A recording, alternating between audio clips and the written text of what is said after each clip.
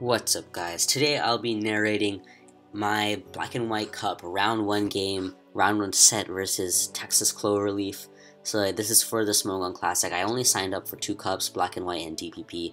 I didn't really want to overload myself with signing up for 5 cups, in which 3 of the tiers I'm completely unfamiliar with. I just didn't see a point. I'm not really shooting for playoffs or anything like that. So yeah, I'm just playing in Black and White Cup and DPP Cup just to get some practice versus some good players, hopefully. And so I'm paired up versus Texas Cloverleaf for round 1 of Black and White Cup. So he's just going to be using a pretty standard looking sand, Alakazam balance. And I'm with double psychic and like Lando and T-Tar stuff, double steel, whatever. But I'm going to be using a team made by Jirachi. It is a Mew balance team that I found is pretty cool because Mew is just so hard for some teams to take on. So yeah, let's just jump right into this. So he's going to lead off with his Lando T, and I'm going to lead off with my own Lando T. Now this Lando T is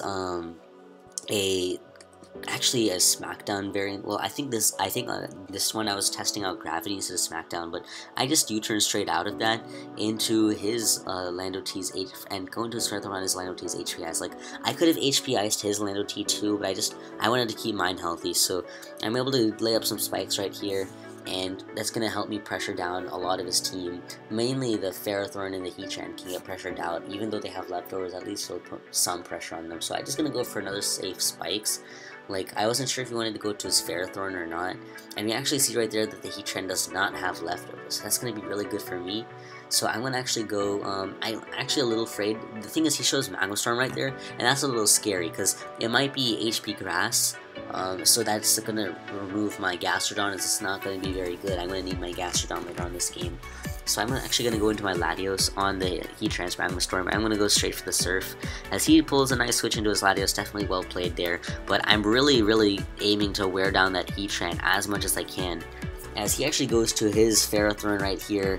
I guess not, maybe in case I was choiced, or maybe predicting me to switch to T-Tar or Ferrothorn, I guess. So I'm just going to lay up my 3rd spike right there and go into my T-Tar, because I don't really have any reason to stay in. His Ferrothorn is lacking leftovers, so that's going to be good for me. And I'm just going to go for my Stealth Rocks right here. I have the Fire Blast, so I really didn't think, like, the way I brought it in, I didn't think he would stay in the T-Trend. That seemed really with Ferrothorn, my bad. That seemed like a really foolish thing to me, but I actually find out later on that he's Chople Berry, and he thought I was Superpower on Tyranitar, so that's why he stayed in.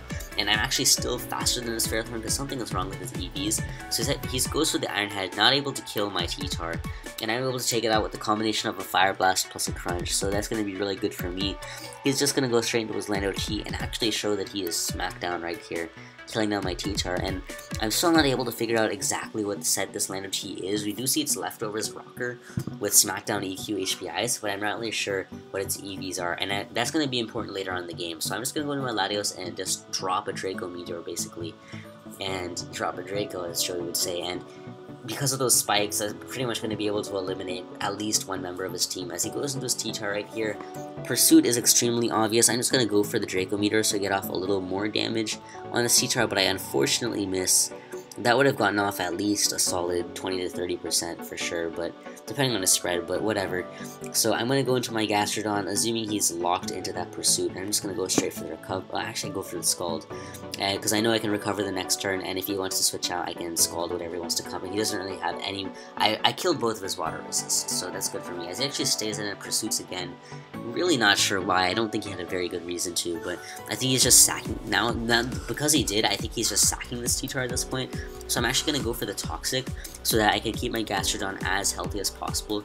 And he chooses to switch out his T-Tar right there on my recover, realizing that, see, what I wanted to do is just keep recovering so that he'll die to Toxic and I can stay at full health. But he chooses to go to Alakazam, and then he pulls a double switch into T-Tar, kills it, as I just stay in this wall because I'm split F, so I can tank a Sash, Side Shock, or Psychic. I'm pretty safe. Like, Alakazam can't do much to me other than, like, Encore, so he goes to his Heatran right here, and it's screaming that he has something to hit my Gastrodon. I don't want to get hit by a HP Grass, as he shows right there, which is actually Grass Gem, or even get hit by a Toxic. So I'm just going to go to my Mew, and I'm just going to Soft Blow, as he goes straight for the Taunt right there, so I am faster than Heatran, which is great for me. I'm pretty sure he might have thought he was faster, but I'm able to go for the Psychic, and actually 50% is really nice, and it's really useful that this Heatran does not have leftovers.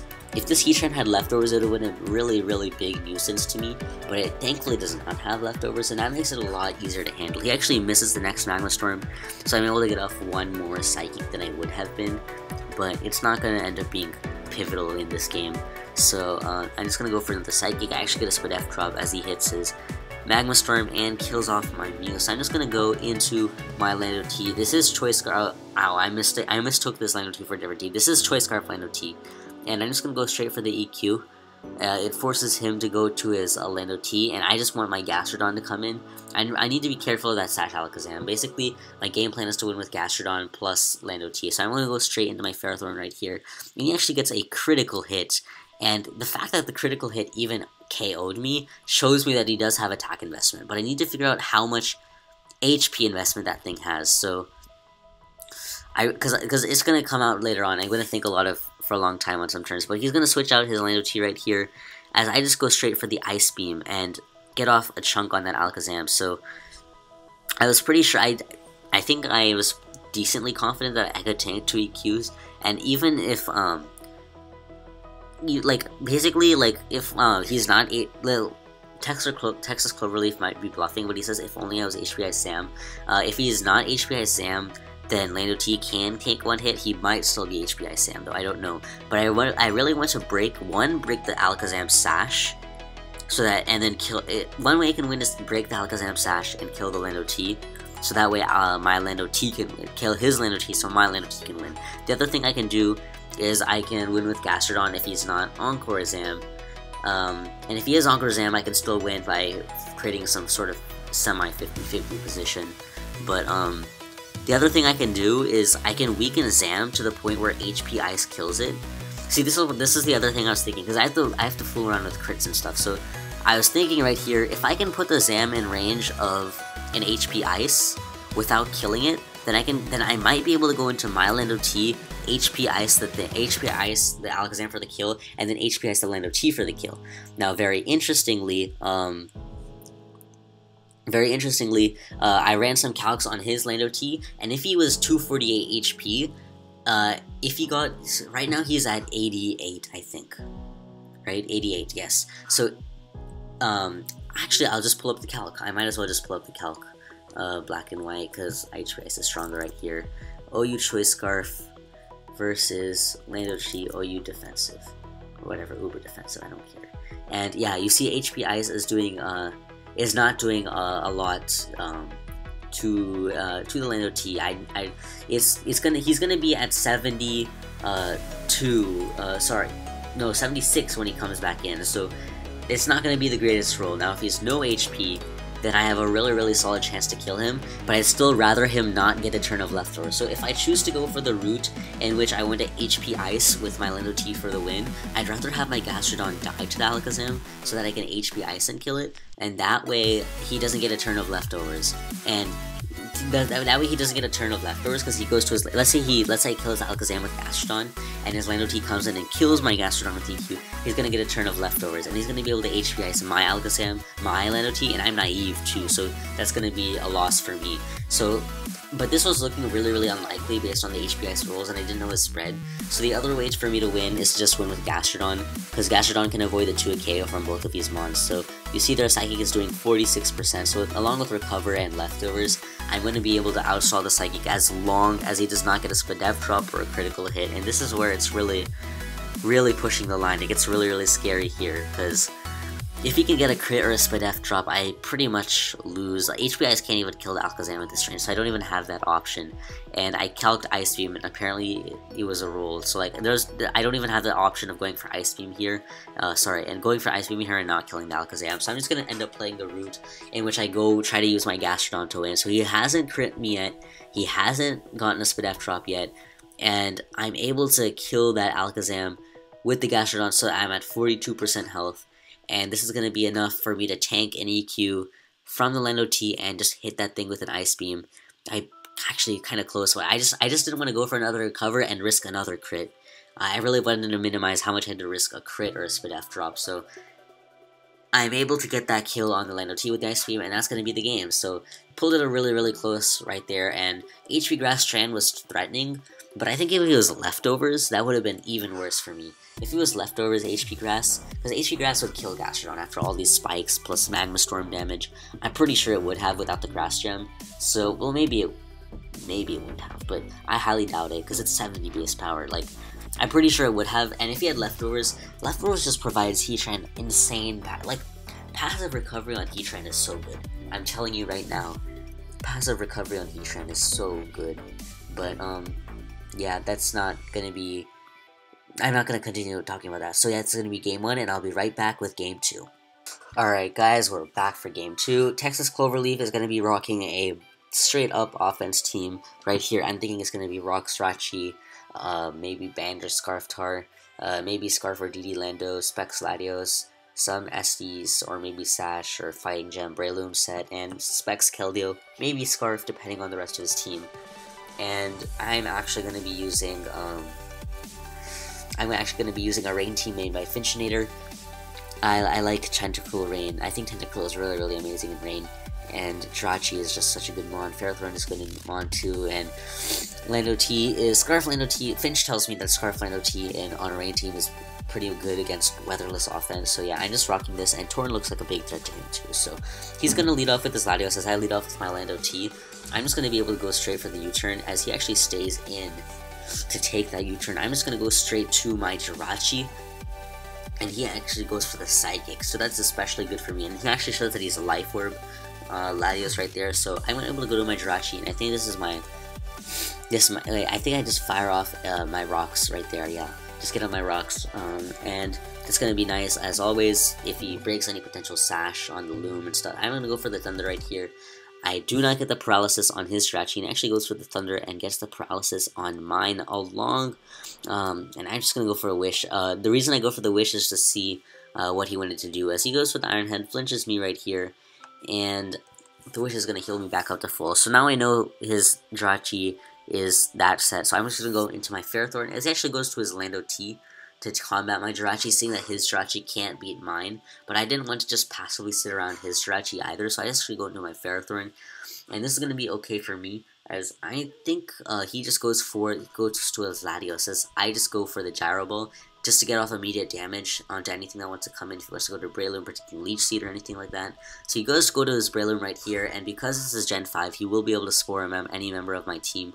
But I do have this Paralyzed Jirachi, so I actually go straight into that, and he goes straight for the Swords Dance. So he goes for another Swords Dance right here, and I'm able to get off that Iron Head damage. That Iron Head damage is going to put him in range of HP Ice from my Lando T, and my Lando T can tank even +5 Mach Punch, Life Orb Mach Punch, if I need to, and I can just HP Ice that Breloom for the win. So he actually gets a low roll right there. According to him, I don't know the actual calc, but there's a low roll right there. So I'm just going to save my Jirachi for sack fodder. No reason not to, and Ferrothorn just pretty much takes on Texas's Jirachi very safely. And kind of fortunate that I was able to escape that Breloom situation without losing my Lando T, but it's not going to be so major, because like Torn also kind of wrecks his team. So he actually goes to his T-Tar right here on my Ferrothorn. I think I sack my Jirachi right here. Yes, I do indeed sack my Jirachi, as he just goes for a superpower.